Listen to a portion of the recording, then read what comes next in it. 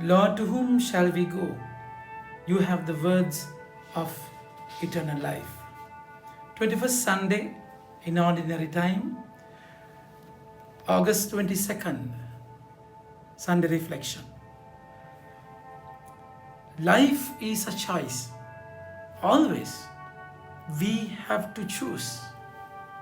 So it's your choice. Today the Lord is coming to a decisive point whether you will choose the Lord or otherwise.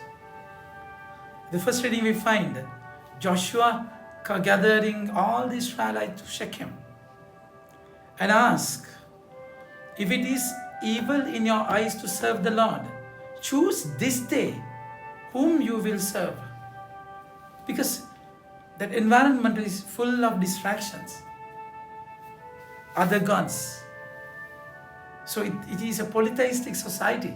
So they are coming, the land they are coming is a pagan land. And they came from a pagan land also. So what they saw in the past and what they saw in the present. There are a lot of choices in life. Devil will create choices. So Joshua is asking them, choose today, this day, whom you are going to serve. My dear friends, God will never persuade his way, bulldoze his way. He will give you a choice because he has given you the free will to choose, to own or leave. So Joshua is commanding, telling them to make this decision correctly, now, right now. And he said, but for me and my house, we will serve the Lord. So this is my conviction. So it is personal, isn't it? Personally, you have a choice. Whether what others are doing is of no importance. So you have a choice to choose the Lord. So the same choice is here in the gospel today. The Lord is saying, you have to eat my flesh, drink my blood. Otherwise you won't be one with me. And the people are saying, this is hard saying. Hard saying in which way? Skleros in Greek, which means problem, hard teaching, not to understand but to follow. The problem is with their heart. They can't accept it.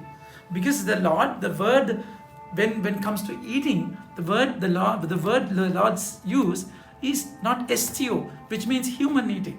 But then rather it is strogo. It's animal eating, like a tiger eating a flesh, a meat. So the way the crunching and munching, the Lord is saying you have to eat me and you have to drink me. So they could not understand this language. Why the Lord is saying, why Jesus is saying this, that you have to chew me, you have to bite me. So the meaning that you have to have me completely. So in Ezekiel chapter 3, we find the Lord is giving given Ezekiel a book to eat, the word to eat. So eating is owning completely. You become one with what you eat. So that's exactly why Pope Leo the Great says we become what we eat. So it's an invitation. It's an invitation that Lord is never ready to dilute that teaching. Because a lot of people, after this, many of his disciples turned back and no longer walk with him. Many left him, yet he never compromised with this. So it is rather important to follow this strongly, that the body of Christ, the holy blood, the blood of Christ, the unity that you are going to have with it. And the Lord is asking them, do you want to go away as well? Do you want to go away as well? My dear friends, it shows the importance of choosing, importance of believing. Son of Man is more than manna. from heaven. He becomes the bread of life. The Lord says, I am the bread of life. God becoming food for us so that we have strength. This is important. That's why it is the Spirit who gives life. The flesh is no help at all. So we have flesh, it's not the body. Flesh, a sinful desire, nature that we have within. That's why we find in 1 Corinthians chapter 6:18, body is the temple of God. We never despise the body, no.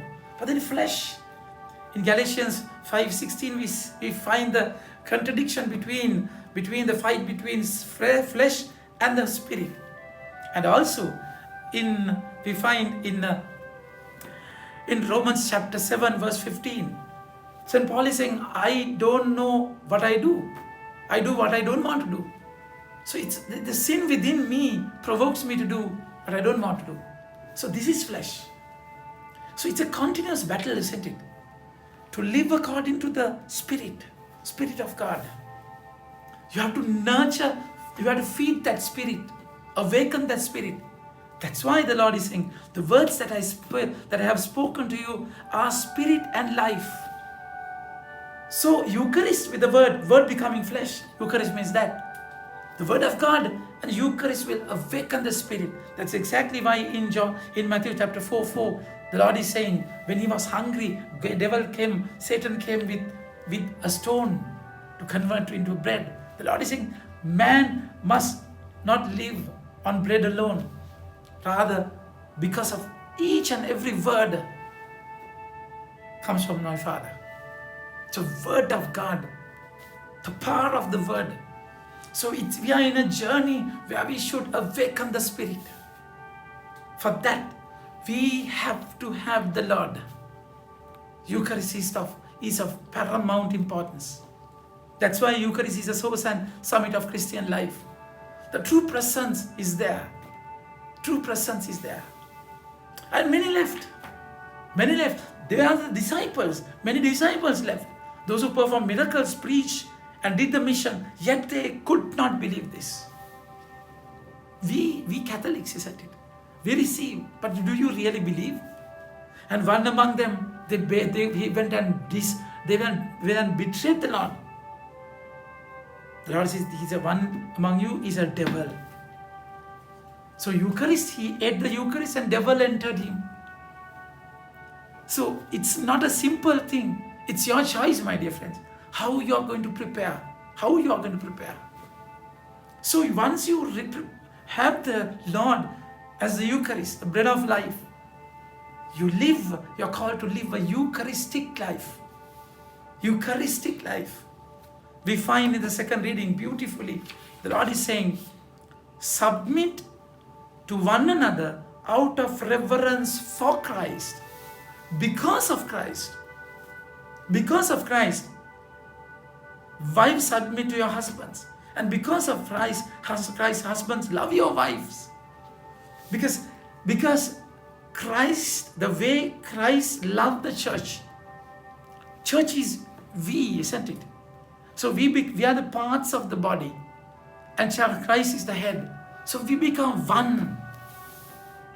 So if the Eucharist, we become one. So we live, when we eat the Eucharist, we become what we eat.